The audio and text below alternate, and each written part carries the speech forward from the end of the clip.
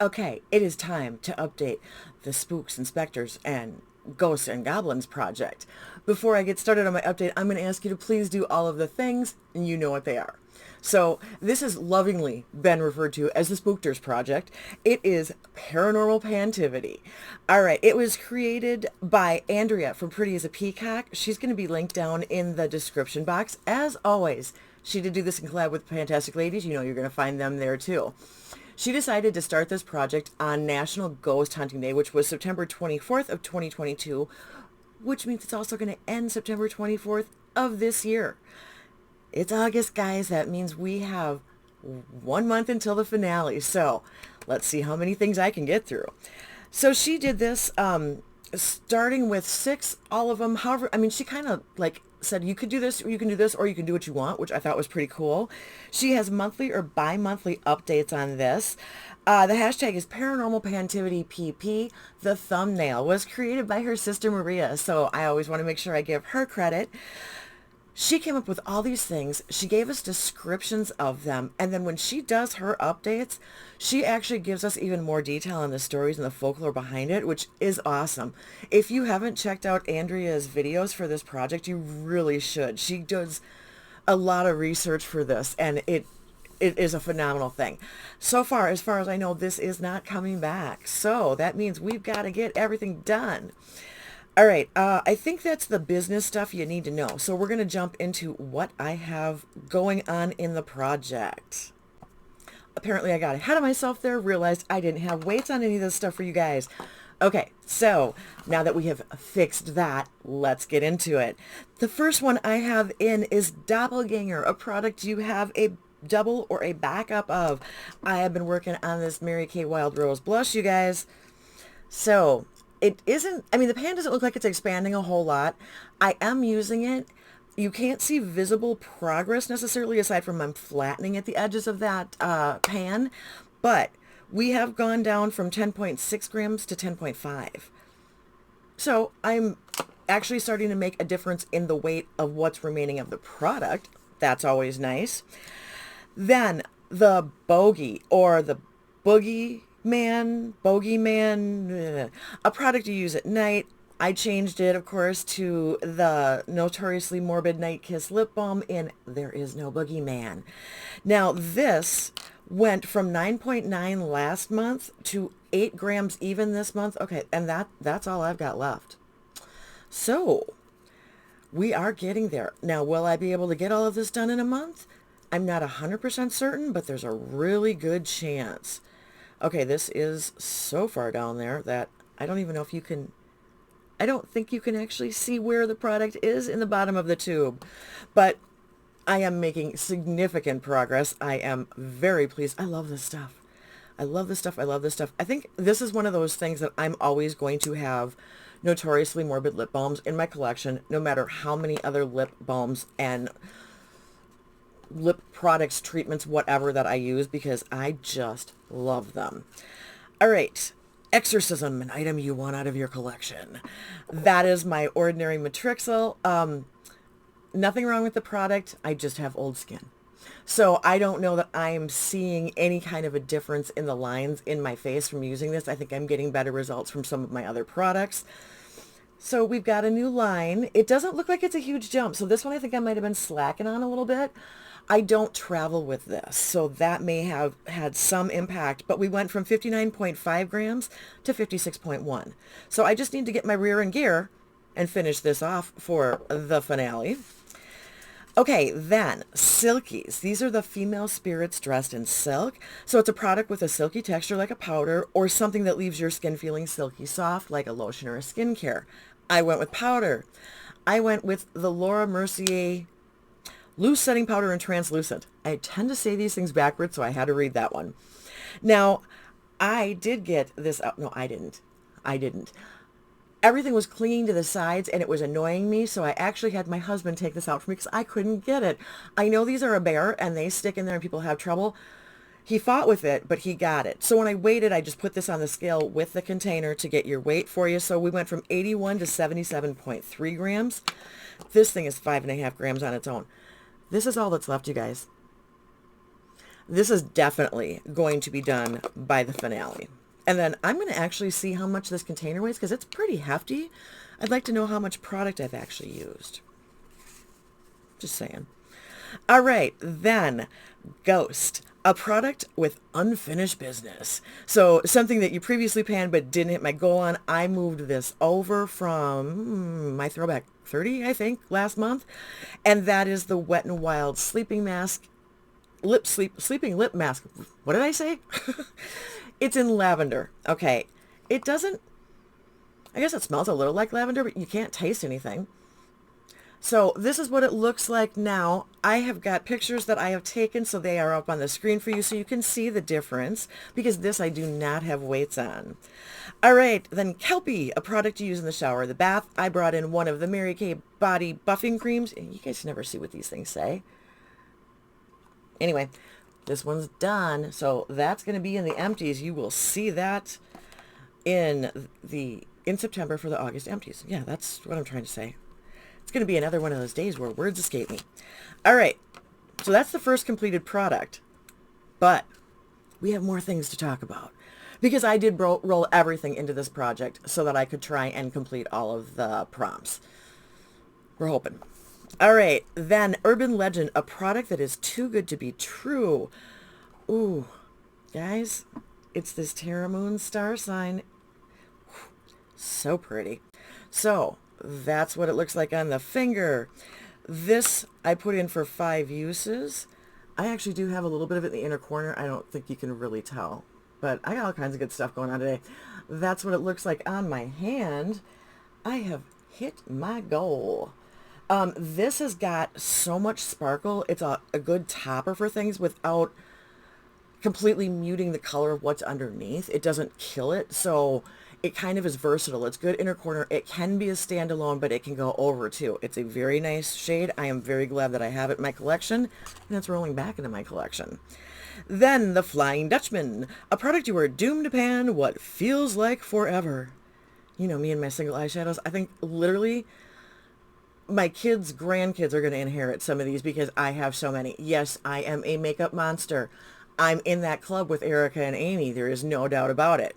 So I brought in the Notoriously Morbid single. This is Frosted Fear. This is also something that I have got going on today, and it is another gorgeous one, you guys. I know you're thinking, well, wait a second. That looks a whole lot like the last one.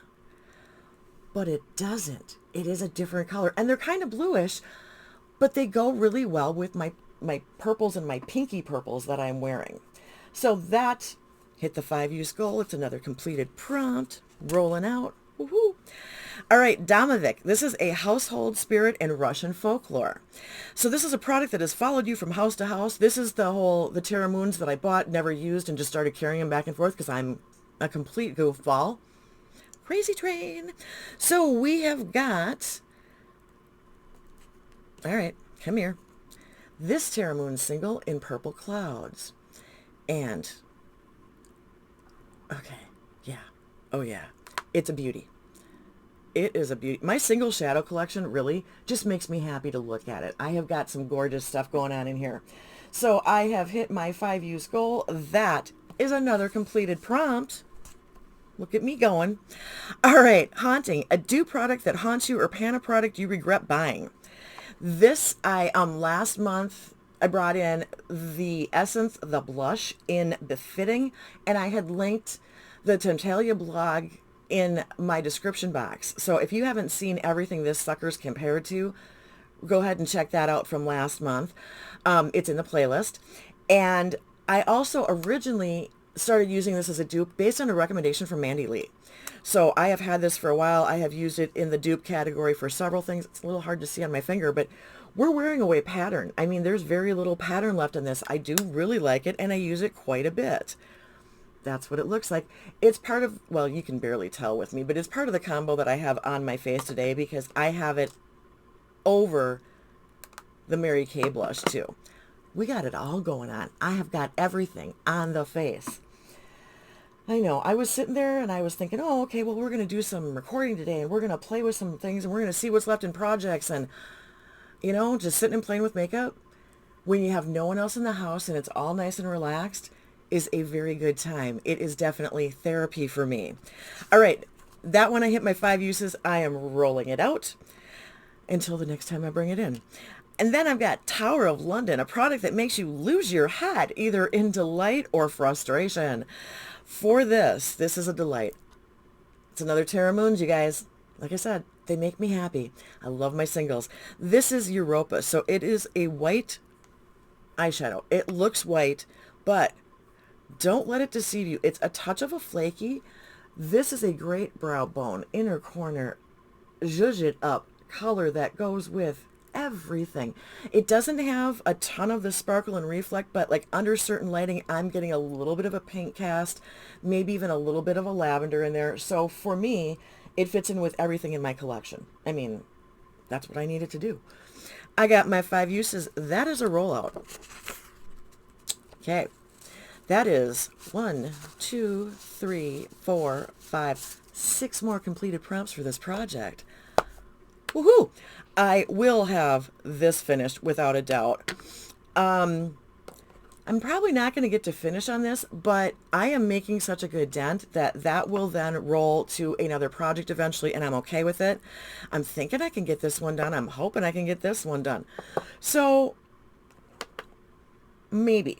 I've got one that I probably won't complete, but I got a good chance on the rest of these. You're going to have to check me out next month to see if I actually do meet all these goals or not. I'm very happy with where I'm at. I'm happy with my progress.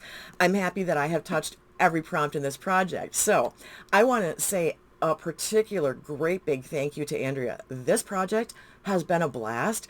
She did so much work to put this together. It is incredible. It has been an awesome project. I have loved every second of it, and you're going to hear this again next month at the finale. But anyway, that's going to bring us to our music moment. And I thought, what better to throw in here than the second single from the 1972 debut self-titled Eagles album, Witchy Woman. That's right. So this actually came out after Take It Easy, but it was their first top 10 hit in the US, and it also hit top 10 in Canada. One of them was 8, one of them was 9. I don't remember. I don't know if I have it on here or not. Let me tell you. Because usually I'm pretty good about doing this. Okay. It hit 8 in Canada, 9 US Billboard Hot 100s. It also actually ranked 26 in the Netherlands, so not too bad. This is the song that Don Henley credits as being like the jump point, the starting, the beginning, setting the tone and the pace for his writing career. So he did this lyrically, but the music of this actually came from Bernie Leadon, who was formerly of the Flying Burrito Brothers, then came into the Eagles, and he was at Don Henley's house, I believe, and played this. And for Don Henley, this sounded like, and this is stuff from the liner notes and interviews, okay? So this is what he actually said about this song. It sounded like Hollywood movie music from like the Westerns, where they would have the Native Americans riding up to the ridge, and then you'd just have that scene where they're all there ready to like come down and attack or whatever. But that's what the music reminded him of. So he kind of went a completely different direction lyrically, and there are several contributing factors to what this song is about. And this song is in no way a negative connotation.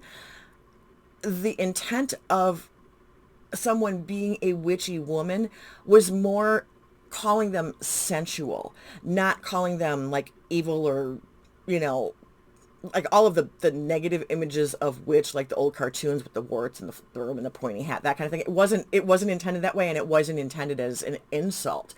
Now, that is based on a couple of things going on. One of the things going on is that Don Henley had a roommate who did practice some what is considered like white witchcraft, apparently. Just dabbling. That kind of witchcraft is more about doing no harm. It is a lot more nature-based. And because of the times when this was done, it wasn't an uncommon thing. There was an entire generation of people that were exploring other things that maybe their parents weren't into, or were kind of like the no-no. I mean, you know the era. 72, you kind of know what was going on. You've had all of the big music festivals. You've had the psychedelic era. You've had the free love era. You've had all these things. So there were a lot of people, especially younger people, that this was kind of a phase where they were exploring different things. Now, one of the things that Don Henley has said is that this song literally is kind of based on this generalization, this amorphous idea of all of these women that the guys had met, like at the Whiskey and the Troubadour and the different clubs that were on the scene that they were around at the time. And I don't know if you realize this, she doesn't fall into this category, I don't think, but they were actually friends with Linda Ronstadt. Linda Ronstadt was instrumental in like kind of getting these guys together. And apparently they were practicing the harmonies for this at her house. And she was just like, yeah, you guys are going to hit with this. This band is going to be great, you know? So, she may have played a role a little bit in the beginning of the band, but I don't think that was in any way an inspiration. There's nothing that says that. There is a lot of stuff in the liner notes from the album that quotes Don Henley that talks about the fact that, so while he was doing this, he came down with the flu.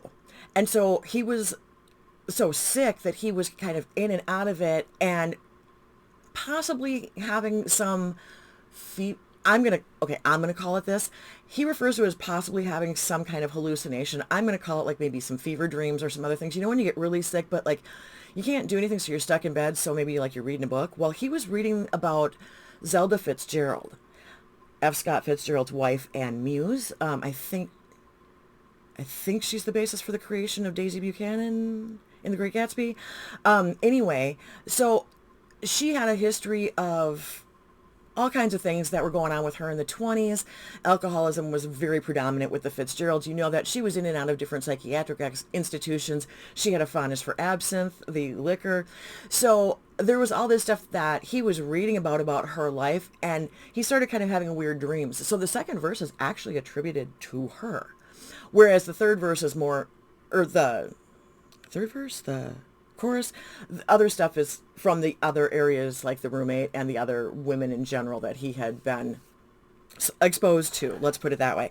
So I thought, okay, that really fits into this with the idea of not all of the things that Andrea's brought in being evil spirits or bad things, but kind of one of those, I don't know. I guess I see some of these things as kind of the ethereal, fuzzy, floaty type of things. Not all of them a physical, solid representation, I guess.